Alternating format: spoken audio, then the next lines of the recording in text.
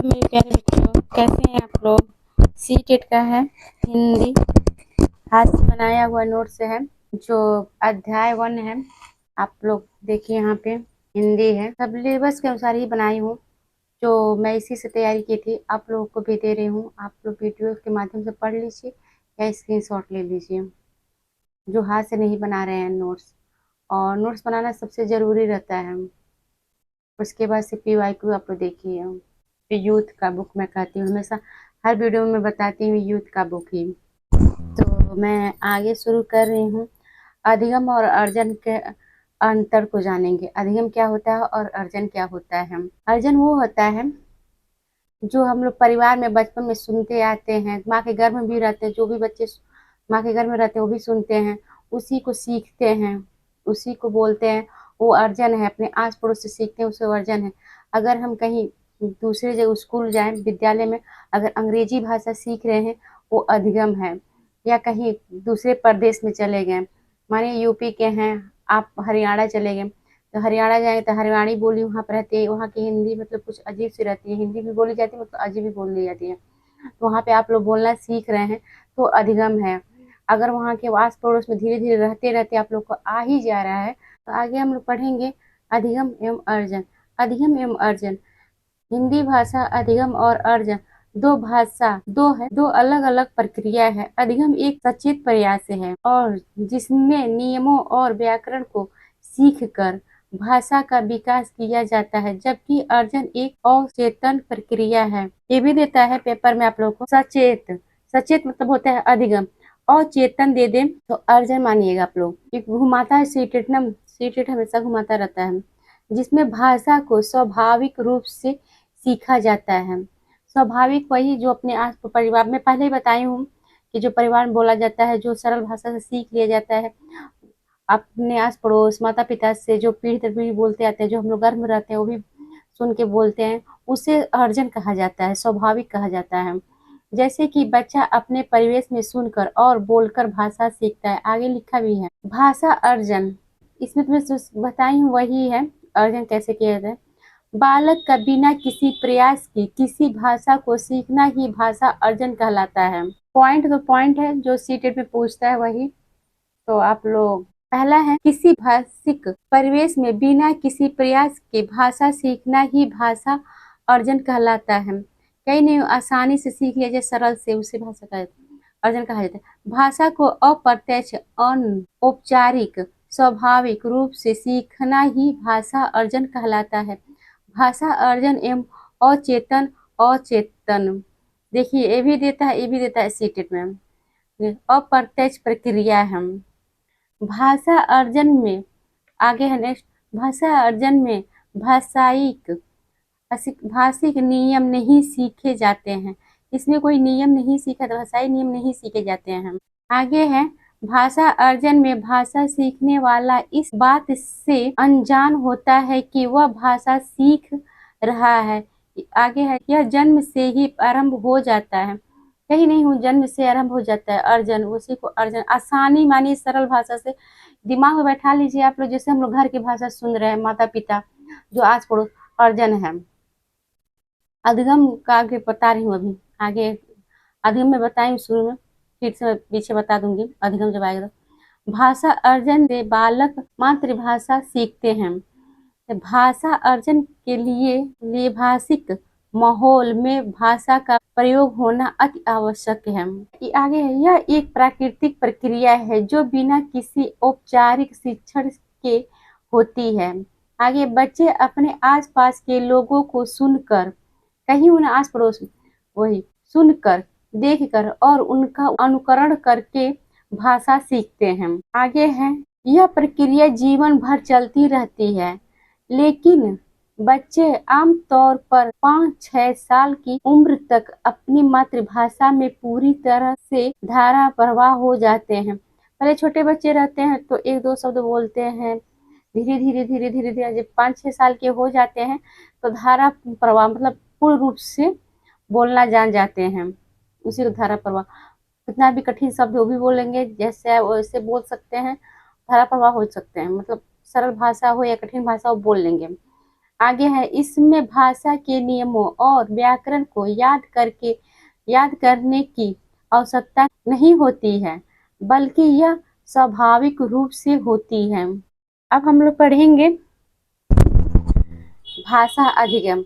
अर्जन तो जान लिए, अब भाषा अधिगम के बारे में जानेंगे। ये पॉइंट टू पॉइंट था लाइन। भाषा अधिगम अपनी मातृभाषा के अलावा कोई अन्य भाषा जानबूझकर प्रयासों के द्वारा सीखना ही भाषा अधिगम कहलाता है। मैं हरियाणा का उच्चारण दी ना, यूपी और हरियाणा का वही है। पेपर में केरल, कर्नाटक ये सब पूछता है, कभी कोई किसी भी प्रदेश का नाम लेकर पूछ लेता है, घुमाता ही है नाम से, और बाकी नहीं। इस सरल भाषा में आप लोग सीख लीजिए, नोट्स के माध्यम से पढ़ लीजिए, जो दिमाग में बैठा रहेगा आप लोगों को। भाषा अधिगम में भाषा के नियम लिखे जाते हैं। आगे है, इसमें भाषा सीखने वाला भाषा सिखाने के प्रति जागरूक होता है। देखिए, भाषा सिखाने वाला और भाषा सीखने वाला प्रति जागरूक होता है। दूसरी भाषा, अगर हम इस भाषा छोड़िए, आप दूसरी हम लोग अंग्रेजी भाषा पढ़ रहे हैं, हिंदी से अंग्रेजी में जा रहे हैं, तो सीख ही रहे हैं ना अंग्रेजी, तो वो अधिगम में आएगा। किसी भाषा, मानिए किसी प्रदेश में जाएंगे, उसकी भाषा सीखेंगे, वो भी अधिगम के ही तौर पे आएगा। आगे है, किसी शिक्षक से भाषा सीखना भाषा अधिगम का ही एक भाग होता है। जैसे अंग्रेजी में टीचर को उदाहरण दी हूँ, वही है। आगे है, भाषा अधिगम एवं भाषा अर्जन में अंतर भाषिक परिवेश एवं स्वरूप का होता है। आगे भाषा सीखने में अन्य विषय भी मदद करते हैं। भाषा अधिगम में मशक महत्वपूर्ण होता है। जैसे देखिए, सामाजिक मूल्य, भाषा का प्रयोग, भाषाई कौशल, सृजनात्मकता। आगे है, यह एक सचेत मतलब कहीं ना ये देता है, अधिगम न देकर ये देता है घुमाने के लिए, तो सचेत प्रक्रिया है जिसमें सचेत दे तो अधिगम माना जाता है। मैं अपने वीडियो के माध्यम से जहाँ तक टिप बता रही हूँ, वो पेपर में पूछता है, घुमाता है तो उसी को पूछेगा। कहीं बाहरी अधिगम की जगह सचेत दे देगा, तो वैसे जैसे अर्जन की जगह अचेतन दे देगा, ये सब शब्द। आगे है, भाषा को औपचारिक रूप में सीखा जाता है। अर्जन अनौपचारिक है, आइए औपचारिक है अधिगम, सीखा जाता है। जैसे स्कूल में बताई हूँ भाषा को। आगे है, इसमें भाषा के नियमों, व्याकरण, शब्दावली आदि को सीखा जाता है। इसमें नियम और व्याकरण, शब्दावली आदि को के माध्यम से सीखा जाता है अधिगम को। आगे है, यह प्रक्रिया प्रयासपूर्ण होती है और इसमें शिक्षक, कक्षा और पाठ्य पुस्तकों की आवश्यकता होता है। यह प्रक्रिया आमतौर पर दूसरी या तीसरी भाषा सीखने के लिए की जाती है। ये अन्य भाषा जितना दे दे, दूसरी भाषा, तीसरी भाषा, चौथी भाषा, वो अधिगम में ही आएगा। सॉरी मेरे प्यारे बच्चों, कल मैं वीडियो नहीं बना पाई क्योंकि मैं थोड़ा सा तबीयत खराब था, तो इसीलिए तो आज मैं वीडियो बना के दे रही हूँ आप लोगों को। आगे है, उदाहरण में एक बच्चा अपने परिवार में हिंदी बोल को सुनकर हिंदी सीखता है, यह भाषा अर्जन है। आगे है, एक व्यक्ति स्कूल में हिंदी की कक्षा में जाकर हिंदी सीखता है, यह भाषा अधिगम है। देखिए, अर्जन किसको कहते हैं, अधिगम किसको कहते हैं, ये पे अंतर दे दिया है उदाहरण में। आगे है, भाषा विकास को प्रभावित करने वाले कारक तत्व, स्वास्थ्य। अब इसके बारे में हम लोग पढ़े, भाषा पर क्या प्रभाव पड़ता है। अस्वस्थ व्यक्ति को भाषा बोलने में कठिनाइयों का सामना करना पड़ता है। स्वस्थ शरीर में स्वस्थ मस्तिष्क का विकास होता है, कहा जाता है ना, स्वस्थ शरीर रहे तो पढ़ने लिखने रुचि, अभिरुचि, ये सब पाई जाती हैं। रुचि, अभिरुचि, ये सब सचेत अर्जन करने में हर चीज की सही पाया जाता है। अगर स्वस्थ शरीर न हो तो उसमें कठिनाई महसूस होती है, उसमें यादाशक्ति भी कमजोर हो जाती है, कि अरुचि पाई जाती है, उसमें रुचि नहीं रहती, सक्रिय नहीं रहती है, निष्क्रिय पाया जाता है उसमें। तो वही है भाषा स्वस्थ व्यक्ति में। जैसे विकलांग बालक बुद्धि, भाषा पर बुद्धि का प्रभाव पड़ता है। दूसरा है, मंदबुद्धि बालक भाषा का सही प्रकार से प्रयोग नहीं कर पाते। अब सामाजिक और आर्थिक, जैसे है सामाजिक एवं आर्थिक, मतलब समाज में कई प्रकार के लोग रहते ये तो आप लोग जानते ही। जो निम्न घर का रहेगा, जो उच्च घर के बच्चे रहेंगे, उनका विकास, और जो निम्न घर का रहेगा बच्चे का, उसका दोनों में बच्चों कुलीन परिवार की भाषा एवं गरीब परिवार की भाषा में काफी अंतर देखने को जाता है। ये तो देखते ही होंगे आप लोग। बड़े परिवार में बच्चे जल्दी एवं अच्छी भाषा सीखते हैं। बड़े परिवार में बच्चे सबसे ज्यादा अच्छे सीखते हैं, क्योंकि हम लोग पढ़े हैं ना, एकल परिवार संयुक्त परिवार, ईवीएस में मैं वीडियो बनाकर दी हूँ, उसमें आप लोग देख लीजिएगा, वीडियो उसमें पढ़ा है, तो उस वीडियो को देख लीजिएगा। वही है कि अच्छे दादा दादी में बच्चे रहेंगे, ज्यादा परिवार में चाचा चाची बुआ ये सब ज्यादा लोग रहते हैं हम, तो बच्चे का विकास बहुत अच्छे से होता है, भाषाई विकास। और उसमें बुराई भी होती है, तो बच्चे का विकास भाषा बहुत अच्छा होता है। तो वही कह रहे हैं कि बड़े परिवार में बच्चे रहते हैं तो वो जल्दी सब कुछ सीखने लगते हैं जल्दी जल्दी। एक जो केवल माता पिता रहे तो उसमें बच्चे रहेंगे तो उसमें भाषाई विकास बहुत कम होती है बच्चों का।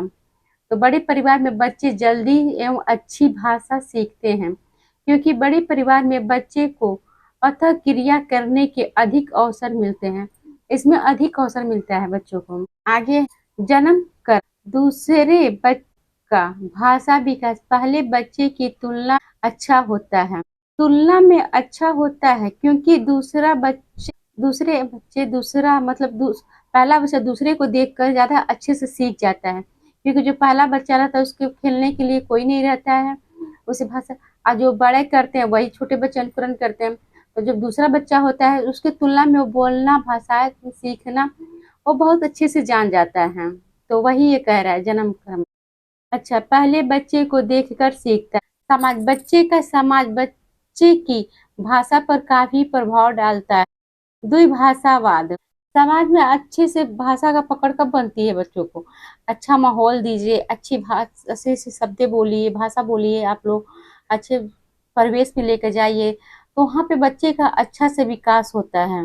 द्विभाषावाद, अगर बालक के क्षेत्र में एक से अधिक भाषाएं बोली जाती तब उसका किसी एक भाषा का विकास देर से हो। जो अनेक प्रकार की भाषा के बारे में बच्चे के आसपास बोला जाता है, तो बच्चा अनेक प्रकार की भाषा में तो कुछ कुछ तो सीख ही लेगा, मगर किसी एक भाषा को विकास देरी से होगा।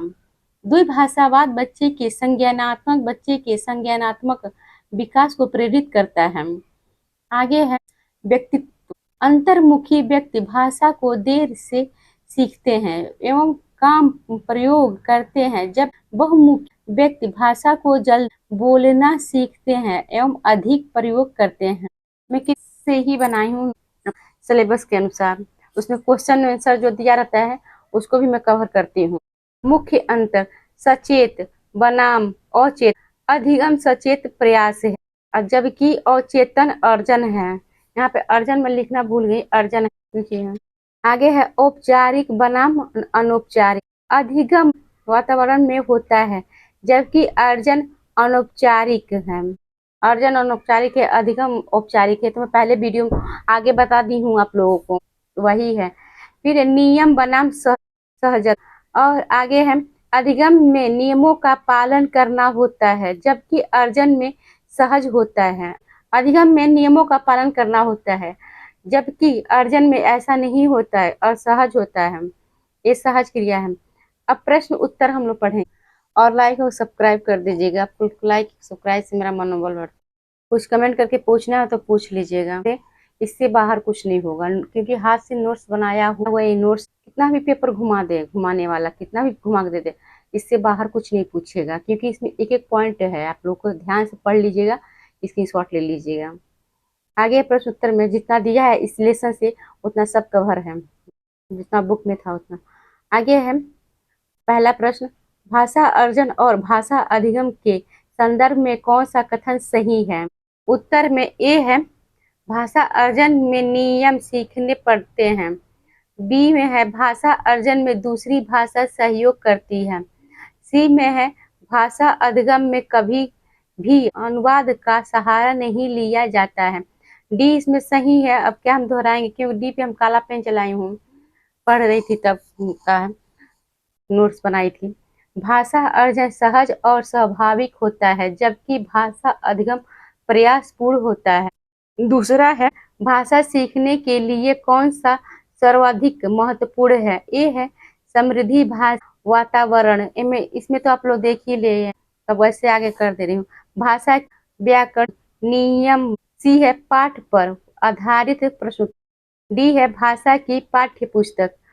आगे तीसरा है किसी तरह के परिवेश में भाषा विकास अपेक्षाकृत बेहतर होगा। ये है एकल परिवार जहाँ माता पिता मानक भाषा का प्रयोग करते हैं। बी है संयुक्त परिवार जहाँ परिवार के सभी सदस्य बच्चों के साथ निरंतर अंतःक्रिया करते हैं। ये सही है बी। आगे सी में आधुनिक तकनीकी से लैस कक्षा जहाँ भाषा प्रयोगशाला का निरंतर प्रयोग होता है। डी है शिक्षक द्वारा मानक भाषा का प्रयोग करना है। इसमें प्रश्न उत्तर इसलिए करा दे रही हूँ, इसमें जो क्वेश्चन पूछा है वही है जो पेपर में आता है, सिलेबस के अनुसार है ना, तो सिलेबस के अनुसार मैं प्रश्न भी बना दी हूँ। हर जब लेसन पूरा हो जाता था तो पीछे मैं देखती थी तो मैं बना देती थी। चौथा है भाषा अर्जन करने की प्रक्रिया में किसका महत्व सर्वाधिक है। ए है भाषा कक्षा का। बी है भाषा प्रयोगशाला का। सी है पाठ्य पुस्तक का। डी है समाज का। इसमें भाषा जितने बच्चे जितने माहौल में जाए, इतने समाज में घूमेंगे फिरेंगे, उतना ही सीखेंगे, समाज से ही सीखेंगे भाषा का प्रयोग।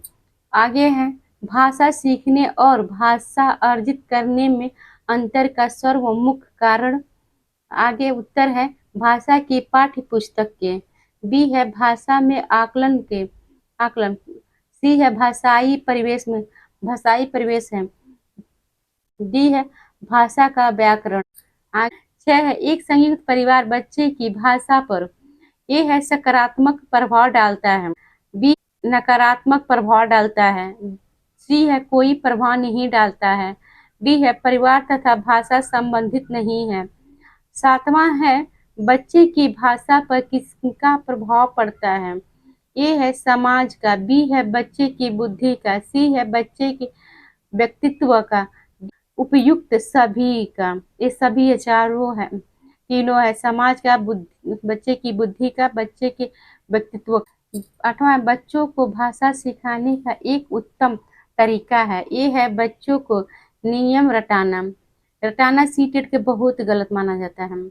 बी है बच्चों को गृह कार्य देना। सी है बच्चों से प्रयोग करने के लिए कहना। तीनों गलत है। चौथा सही है, डी सही है, बच्चों को भाषा प्रयोग करने के अवसर देना। जितना अवसर खोज आ जाए वो सही रहता है। को लाइक और सब्सक्राइब कर दीजिएगा। आज सिलेबस के अनुसार बनाए, आप लोग सिलेबस चेक कर लीजिए एक बार जरूर। जो नहीं चेक कर रहे हैं उनको गलती मत कीजिए, क्योंकि सिलेबस के अनुसार ही पढ़ने से नंबर आती है, वैसे नहीं हार्ड से चाहे कितना भी कोचिंग पढ़ ले चाहे कुछ भी, क्योंकि नोट्स बनाना सबसे जरूरी है। नोट्स के माध्यम से पढ़ना सबसे इम्पोर्टेंट मैं समझती हूँ। देखिए इसमें देख रहे हैं, दूसरा है आप लोग भाषा शिक्षण के सिद्धांत। अब आगे पढ़ेंगे, एक एक सब्जेक्ट का मैं एक एक दे रही हूँ वीडियो, हाथ से बनाई हूँ नोट्स, और हाथ से ही बना के मैं नोट्स पढ़ी थी। मैं नोट्स के माध्यम से बता रही हूँ, एक एनसीईआरटी बुक के माध्यम से पढ़ा रही हूँ आप।